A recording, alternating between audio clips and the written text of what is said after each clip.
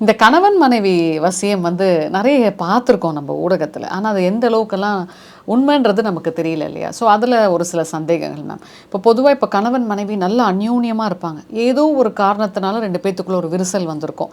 So திட்டிக்கிட்டே இருப்பாங்க. அவங்க சாந்தமாகறதுக்கு வசியம் இருக்கா? அதுக்கு தான் இருக்குது. அது வந்து அட்ராக்ஷன்.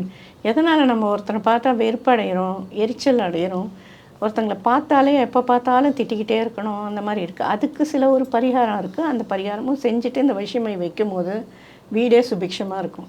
அதில் வந்து சண்டை சச்சரவு வரத்துக்கு வாய்ப்பே இல்லை. அது சில கரெக்ஷன்ஸ் வந்து பண்ணணும். அது வீட்டில் பண்ணால் சரியாயிடும். இந்த வசியமை ரொம்ப அந்யோன்யமாக இருக்கிறதுக்கு, அதாவது கணவன் மனைவி ரொம்ப நாளாக ஃபிசிக்கல் ரிலேஷன்ஷிப்பே இல்லை லவ்வர்ஸ் வந்து பிரிஞ்சு இருக்காங்க, நாங்கள் ஃபிசிக்கல் ரிலேஷன்ஷிப் இருந்தது ஆனால் என்னை விட்டுட்டு போயிட்டான் அப்படிங்கிறதுக்கெல்லாம், இந்த விட்டு போயிட்டாங்கிறவங்களாம் திரும்பி சேர்றதுக்கு சில மந்திரங்களும் வசியமையும் இருக்குது.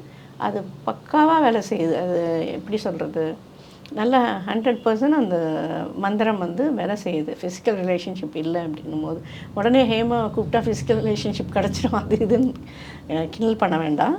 இது வந்து நிஜமாகவே இந்த மந்திரங்கள் வந்து சித்தர்களால் எழுதப்பட்டது. அந்த மந்திரங்கள் நீங்கள் உச்சரிக்கும் போது ஆட்டோமேட்டிக்காக அந்த ஃபிசிக்கல் ரிலேஷன்ஷிப் வந்து பிரிஞ்சு ரொம்ப நாளாக கணவன் மனைவி பிரிஞ்சுருந்தாங்கன்னா அது வந்து ஒரே வீட்டில் இருப்பாங்க, சேராமல் இருப்பாங்க, அவங்களுக்கு அந்த விஷயம் வந்து ஒர்க் அவுட் ஆகும். இல்லை வந்து வேறு ஒருத்தர் வந்து பேசவே மாட்டேங்கிறாங்க, ஃபோன் எடுத்தால் பேச மாட்டேங்கிறாங்கங்கிறவங்களுக்கு அதை பேச வைக்க முடியும் அந்த வசியம் மையம் மூலயமா. நிறைய நல்ல விஷயங்கள் அந்த வசியம் மூலயமா பண்ண முடியும். சில பேருக்கு இந்த நாத்தனார் மாமியார் பிரச்சனைகள் இருக்கும், கணவனால் எந்த பிரச்சனையும் இருக்காது. ஸோ இவங்களோட இன்ட்ரியூஷனால் வந்து பார்த்திங்கன்னா வந்துட்டு நிறையா இவங்களுக்குள்ள ஹஸ்பண்ட் ஒய்ஃப்குள்ள பிரச்சனைகள் வரும். ஸோ இந்த மாதிரி சமயத்தில் வந்து அப்போ எப்படி மேம்? ஏன்னா ஹஸ்பண்ட் ஆல்ரெடி பேச்சை கேட்பார், ஆனால் இவங்களால தான் பிரச்சனையே வருன்ற போது அங்கே வசியம்க்கு எப்படி? அதுக்கு தான் யாருக்கு நம்ம பண்ணுறோமோ, யாருக்கு கொடுக்குறோமோ அவங்க நெத்தியில் இருந்தாலே உலகமே வசப்படும். அந்த அளவுக்கு அந்த பவர்ஃபுல்லாக இருக்கும் அந்த வசிமை.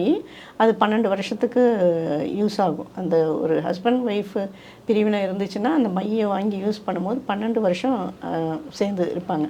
அதுக்கப்புறம் அவங்களுக்கு சில கமிட்மெண்ட் வந்து அதுக்கப்புறம் அவங்க அங்கே தானே இருந்தாகணும். ஸோ அதனால் அது 12 வருஷத்துக்கு தான் அதோட வேல்யூ இருக்கும். அதே மாதிரி அடுத்தவனோட ஒய்ஃப் வேணும், வேறு யாரோட இல்லீகல் கனெக்ஷன் வச்சுருக்கேன் அதெல்லாம் இருந்ததுன்னா எனக்கு காலே பண்ணாதீங்க. ஸோ அந்த மாதிரி இருக்கிறவங்களும் கேட்டு வராங்க. அது பண்ண முடியாது. ஏன் மேம் இப்போ முகவசியம் பற்றி என்ன நினைக்கிறீங்க? முகம் வந்து விஷயத்துக்கு வந்து டெய்லி நீங்கள் வந்து சூரிய நமஸ்காரம் பண்ணாலே முக விஷயம் வந்துடும். அதுவே வந்து ஒரு பவர் தானே நமக்கு. சூரிய நமஸ்காரம் பண்ணிட்டாலே நமக்கு முக விஷயம் வந்து தானாக அந்த